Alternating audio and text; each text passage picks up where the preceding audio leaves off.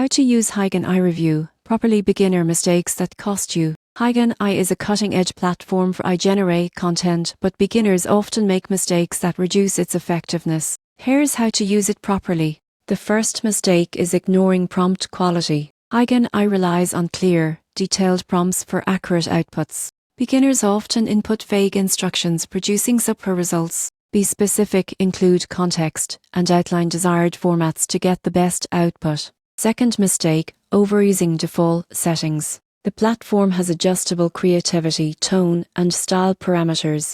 Beginners often stick with defaults, missing opportunities to tailor outputs to their audience. Experiment with settings to match the tone and style you need.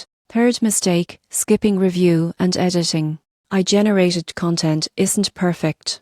Beginners sometimes post content directly, risking errors or inconsistencies. Always proofread and make adjustments to maintain quality and accuracy. Fourth mistake, neglecting integration options. HeyGen connects with video editing, social media, and content management tools.